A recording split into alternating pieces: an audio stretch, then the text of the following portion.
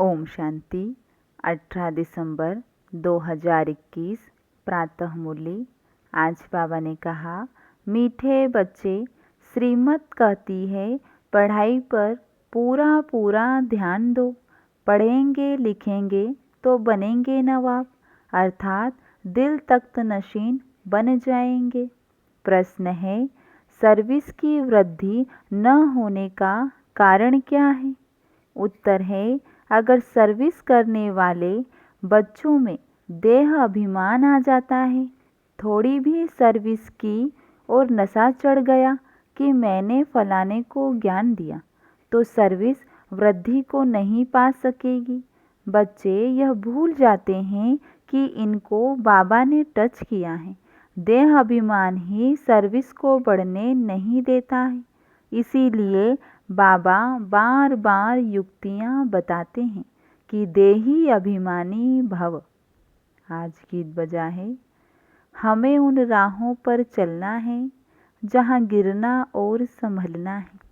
अच्छा, ओम शांति। एक है सदैव परम धाम में रहने वाला ऊंचे ते ऊंचा बाप। उस शिव बाबा के नीचे विष्णु का चित्र है। अभी तुम जानते हो कि हमको शिव बाबा विष्णुपुरी का मालिक बना रहे हैं। विष्णु अर्थात लक्ष्मी नारायण, इन दो का कंबाइंड रूप है विष्णु। यह हमारा एम ऑब्जेक्ट है। किसको भी समझाने के लिए बुद्धि में रहना चाहिए कि बाबा है निराकार, फिर हमको कैसे पढ़ाए। इसीलिए ब्रह्मा का चित्र दिखाया है। बाबा हमको ब्रह्मा द्वारा विष्णुपुरी का मालिक बना रहे हैं। तुमको यह सर्टेन भी है, फिर भूल जाते हो कि हम स्टूडेंट हैं। हमको शिव बाबा पढ़ा रहे हैं, भारत को ही विष्णुपुरी बना रहे हैं। अगर यह बुद्धि में रहे तो कितनी खुशी होनी चाहिए। यह त्रिमूर्ति का चित्र कितना नामी ग्रामी है। त्रिमूर्ति में वो लोग ब्रह्मा विष्णु शंकर को दिखाते हैं, परंतु शिव को भूल गए हैं। कितनी यह भारी भूल है। अभी तुम जानते हो कि शिव बाबा हमको विष्णुपुरी का मालिक बना रहे हैं और आए हुए हैं। इनके बहुत जन्मों के अंत के जन्म के भी अंत में आकर प्रवेश करते हैं। बाबा आते ही भारत में हैं और भारत को ही विश्व का मालिक बनाते हैं। तुम बच्चों को यह निश्चय है कि हम 5000 वर्ष के बाद संगम युग में ही आते हैं। तुम बच्चे यहाँ आए हो राजाई लेने के लिए, अर्थात स्वर्ग का मालिक बनने के लिए।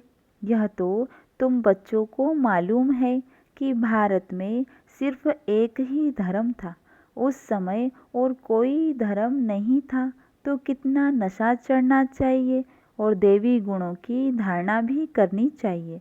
अगर बाप देखते हैं बच्चे देवी गण धारण नहीं करते तो कहेंगे ना, यह कोई कमबख्त है। पढ़ते नहीं तो मानो अपने पैर पर कुल्हाड़ा मारते हैं। बाप कितना सहज समझाते हैं। तुम जानते हो कि बाबा राजयोग सिखला रहे हैं, तो बच्चों को यहाँ ही दैवी गुण धारण करने हैं। सतयुग में चलकर तो नहीं करेंगे ना। जो धारणा करते हैं और कराते हैं उनको खुशी भी बहुत रहती है। बाप है ही ऊंच ते ऊंच मूल वतन में रहने वाला। सूक्ष्म वतन वासियों को देवता कहा जाता है और यहाँ है मनुष्य। परमात्मा है सभी आत्माओं का बाप अथवा स्वर्ग का रचयिता। यह ज्ञान भी अभी तुमको मिलता है। तुम जानते हो कि हम भी पहले पत्थर बुद्धि थे। बाप द्वारा हम भी पावन बन रहे हैं। पहले पहले भारत में गॉड गॉडेज का राज्य था। उसको भगवती श्री लक्ष्मी भगवान श्री नारायण का राज्य कहा जाता है। अब वह कहाँ गए? उन्हों को ऐसा किसने बनाया? यह न कोई बता सकेंगे, न यह बातें किसी को ख्याल में ही आएंगी। तुम जानते हो इस साकार सृष्टि में ही उन्हों का राज्य था। अभी भी वह भिन्न नाम रूप से यहाँ है। यह सब बातें जानने से बच्चों को बहुत खुशी होनी चाहिए कि बाबा हमको पढ़ाकर ऐसा बना रहे हैं। नंबर 1 हीरो हीरोइन यह है। सूक्ष्म वतन में भी तुम इन्हों को देखते हो। इन्हों को भी सर्टेन है कि यह बन रहे हैं। नॉलेजफुल श्री श्री इन्हों को पढ़ाकर ऐसा श्री लक्ष्मी नारायण बना रहे हैं। तुम इनके बच्चे भी गॉड गॉडेज बनेंगे। गॉड द्वारा तुम यह गॉड गॉडेज बन रहे हो। प्रजा भी बन रहे हो, परंतु उनको गॉड गॉडेज नहीं कह सकते, इसीलिए उनको देवी देवता कहा जाता है। फिर भी मुख्य लक्ष्मी नारायण को गॉड गॉडेज कह देते हैं। इन्होंने सबसे ऊंच पुरुषार्थ कर ये पद पाया है। सभी को तो भगवान भगवती नहीं कहेंगे ना। नंबर 1 की ही महिमा गाई जाती है। सर्वगुण संपन्न, 16 कला संपन्न, संपूर्ण निर्विकारी, डबल अहिंसक। और कोई धर्म वाले की यह महिमा नहीं है, कोई भी नहीं कह सकते। यह तो बना बनाया ड्रामा है। पहले है ही देवी घराना, फिर दूसरे धर्म वाले आते हैं। तुम बच्चों को भी पुरुषार्थ कराया जाता है। जिन्हों का पाठ है वही स्वर्ग में आएंगे, बाकी सब शांति धाम में चले जाएंगे। इसमें कोई का प्रश्न नहीं उठ सकता। अब मांगते भी हैं हमको शांति मिले, स्वर्ग को तो वह जानते ही नहीं, तो बाबा उन्हों की आस पूर्ण कर देते हैं और भारतवासी स्वर्ग को याद करते हैं, परंतु यह नहीं जानते कि स्वर्ग में लक्ष्मी नारायण का राज्य था। अब तुम्हारी बुद्धि में है कि हमको भगवान पढ़ा रहे हैं, भगवान भगवती बनाने के लिए। फॉरेन वाले तो शांति धाम को स्वर्ग समझते हैं गॉड फादर वहाँ रहते हैं। तुम जानते हो हेवन अलग है, शांति धाम अलग है। तुम ही हेवन में आते हो। पहले शांति धाम, फिर सुख धाम, फिर दुख धाम, फिर शांति धाम में जाना है। यह खेल बना हुआ है। सब आत्माएं सतयुग में आए, यह तो हो नहीं सकता। यह वैरायटी धर्मों वाला सृष्टि चक्र है। पहले सूर्यवंशी, फिर दूसरे धर्म आते हैं। इस ड्रामा में फर्क नहीं पड़ सकता। वही हिस्ट्री जियोग्राफी फिर रिपीट होती है, परंतु कैसे रिपीट होती है यह आकर जानना चाहिए। सतयुग में तुम्हारा राज्य था, अब फिर सतयुग में जाने के लिए तुम्हारा कल्प पहले वाला पुरुषार्थ चल रहा है। तुम बच्चे हर एक धर्म के आदि मध्य अंत को जानते हो। क्रिश्चियन धर्म कब स्थापन होता है, कैसे होता है, कैसे वृद्धि को पाता है, यह झाड़ में साफ दिखाया हुआ है कि नए नए जो आते हैं उनकी कैसी टाल टालियाँ निकलती हैं। उनके कितने पत्ते होंगे? बहुत थोड़े। प्रजापिता ब्रह्मा को ग्रेट ग्रेट ग्रैंडफादर कहा जाता है। पहले है देवी देवता धर्म, फिर और बिरादरियाँ निकलती है। अब अंत में झाड़ जड़ जड़ी भूत अवस्था को पाता है। मनुष्यों को इस सृष्टि रूपी झाड़ का पता ही नहीं है। तुम जानते हो यह अनादि अविनाशी ड्रामा है। इसमें 1 सेकंड का भी फर्क नहीं पड़ सकता। इस झाड़ की आयु भी एक्यूरेट है। यह मनुष्य सृष्टि रूपी बेहद का नाटक है। यहाँ हम आते हैं पार्ट बजाने। यह ज्ञान बाबा ही समझाते हैं। यह शास्त्र सब भक्ति मार्ग के हैं। आधा कल्प भक्ति मार्ग चलता है, उसमें 1 सेकंड भी फर्क नहीं पड़ सकता। इस ज्ञान की प्रारब्ध भी एक्यूरेट आधा कल्प चलती है। जिसने जो पार्ट बजाया है वह बजाएंगे। अब तुम्हारी बुद्धि बेहद की हो गई है, औरों की बुद्धि को भी बेहद में लाना है, तभी तुम बेहद विश्व के मालिक बनोगे। निराकारी दुनिया में है निराकार बाप और निराकारी आत्माएं, सब बच्चे हैं। सूक्ष्म वतन का पाठ तो बहुत थोड़े समय का है। अब इस साकारी दुनिया में सबसे नंबर 1 सुप्रीम कौन है? लक्ष्मी नारायण। लक्ष्मी नारायण ही सुप्रीम है। सुप्रीम बाप ही सुप्रीम धर्म की स्थापना करते हैं और कोई भी धर्म को तुम प्राचीन नहीं कह सकते हो। अभी तो सभी तमो प्रधान हैं। एक बाप ही जो एवर प्योर है, एवर सुप्रीम है। बाकी सबको सतो रजो तमो में आना है। अब तो तमो प्रधान दुनिया का विनाश होना ही है। इन आँखों से जो कुछ देखते हो सब विनाश होने वाला है। जब नया मकान बनता है तो पुराना खत्म करना ही पड़ता है। तुम बच्चे नई दुनिया का साक्षात्कार भी करते हो। अब पुरानी से दिल हटानी है। गीत है ना, जाग सजनिया जाग, नवयुग आया। बाप तुमको अर्थ समझाते हैं कि बच्चे अब नई दुनिया स्थापन हो रही है, तो अब तुम्हारी बुद्धि में स्मृति आ गई है कि हमारा इस ड्रामा में अविनाशी पार्ट है। हमको फिर भी आना है। आदि से अंत तक तुम्हारा ही पार्ट है। आधा कल्प के बाद वो टालियाँ भी निकलती ही रहती है।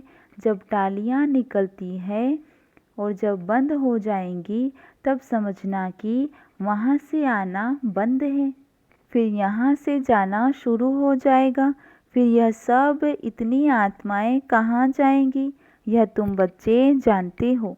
सतयुग में बहुत थोड़े मनुष्य होंगे, एक बिरादरी, फिर भी कितनी वृद्धि होती है, कितना बड़ा झाड़ होता है।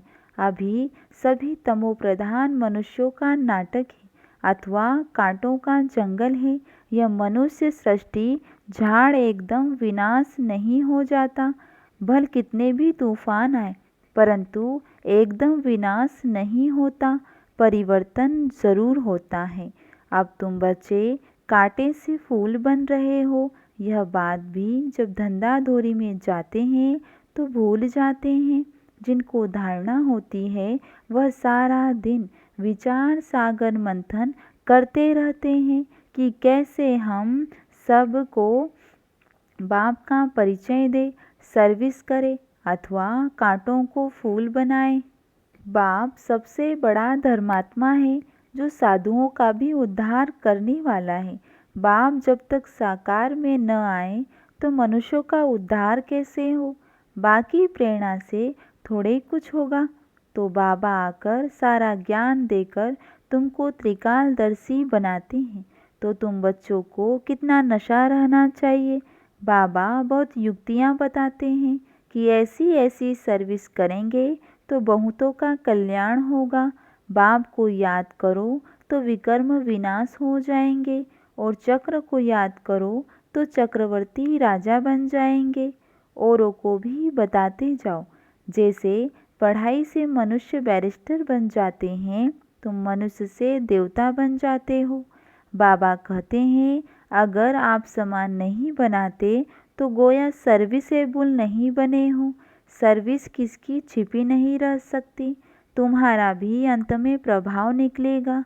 अभी तो बच्चों की अवस्था नीचे ऊपर होती रहती है। कुछ परीक्षाएं आती है तो बच्चे मुरझा जाते हैं। तुमको भी फील होता होगा कि आज हमारी अवस्था याद में टिकती नहीं है। दशाएं तो बदलती रहती है ना। बृहस्पति की दशा उतरती है तो एकदम नीचे गिरा देती है। बीमारी भी कर्म भोग है जो सर्विस नहीं कर सकते। अभूल तो अंत में ही बनेंगे, परंतु सदैव यह नशा रहना चाहिए कि हमको परमपिता परमात्मा पढ़ा रहे हैं भगवान भगवती बनाने के लिए। अभी अगर फेल हुए तो कल्प कल्पांतर तुम्हारा ऐसा पाठ हो जाएगा। बाबा भी साक्षी होकर देख रहे हैं और अपने को भी देखना है कि हम क्या सर्विस करते हैं।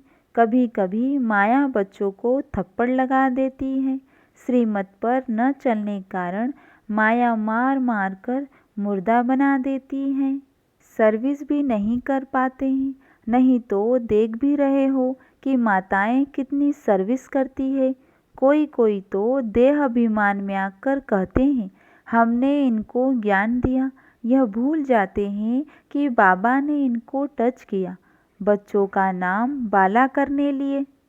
देह अभिमान होने कारण जो सर्विस होनी चाहिए वह नहीं हो पाती। फिर कहते बाबा भूल हो गई। बाबा ने समझाया है, बड़े आदमियों को बहुत युक्ति से समझाना है, उन्हों से ही आवाज़ निकलेगा और वाह वाह होगी। परंतु बच्चों को अर्जुन योग की पावर भरनी है। अब बाबा आकर पुरुषार्थ करवाते हैं, फिर भी तकदीर में नहीं है तो श्रीमत पर चलते ही नहीं हैं। पढ़ेंगे लिखेंगे तो बनेंगे नवाब और बाबा की दिल पर चढ़ेंगे। देखो सब बच्चे बाबा को बुलाते हैं, क्यों? वह बाप भी बच्चों की दिल पर चढ़ा हुआ है। बाप ने सर्विस कर बच्चों को कितना गुलगुल बना दिया है। सर्विस करना तो फर्ज है। मैगजीन में लिख सकते हो फलाना मरा नथिंग न्यू। इस ड्रामा के राज को ब्राह्मण समझ सकते हैं, शूद्र तो कुछ भी नहीं समझ सकते, उनको तो संशय आता रहेगा। मैगजीन से भी तुम समझा सकते हो, वह लेंगे पढ़ेंगे, अगर नहीं समझ में आया तो फेंक देंगे। अगर किसकी तकदीर में नहीं है तो तदबीर क्या करेंगे? फिर जरा भी धारणा नहीं कर पाते हैं तो दिल भी नहीं होगी कि ऐसे को यह मंत्र देवे। इसको कहा जाता है महामंत्र, मन मना भव। अच्छा अगर खुद नहीं याद करते हो तो दूसरों का तो कल्याण करो। घर घर में यह पैगाम दो कि बाप को याद करते हो ना। बाप कहते हैं मुझे याद करो, पतित पावन मैं ही हूँ। सर्विस के लिए माथा फिरना चाहिए। अच्छा मीठे मीठे सिखिल दे बच्चों प्रति माता पिता बाप दादा का याद प्यार और गुड मॉर्निंग। रूहानी बाप की रूहानी बच्चों को नमस्ते और हम रूहानी बच्चों की रूहानी बाप दादा को याद प्यार और गुड मॉर्निंग नमस्ते। धारणा के लिए मुख्य सार है। पहला पॉइंट, अपनी बुद्धि हद से निकाल बेहद में रखनी है, दूसरों को भी बेहद में लाना है। इस पुरानी दुनिया से दिल हटा देना है। दूसरा पॉइंट, सदा खुशी में रहने के लिए धारणा करनी और करानी है। हमको भगवान पढ़ाते हैं यह नशा रखना है। आज बाबा ने वरदान दिया, तपस्या द्वारा अपने विकर्मों व तमोगुण के संस्कारों को भस्म करने वाले तपस्वी मूर्त भव। जैसे अभी ईश्वरीय पालना का कर्तव्य चल रहा है, ऐसे लास्ट में तपस्या द्वारा अपने विकर्मों और हर आत्मा के तमोगुणी संस्कार व प्रकृति के तमोगुण को भस्म करने का कर्तव्य चलना है। इसके लिए सदा एक रस स्थिति के आसन पर स्थित हो अपने तपस्वी रूप को प्रत्यक्ष करो। आपकी हर कर्मेंद्रिय से देह अभिमान का त्याग और आत्म अभिमानी बनने की तपस्या प्रत्यक्ष रूप में दिखाई दे। आज की मूली से स्लोगन है, संस्कारों की टक्कर से बचने के लिए बालक और मालिकपन का बैलेंस रखो। अच्छा, ओम शांति।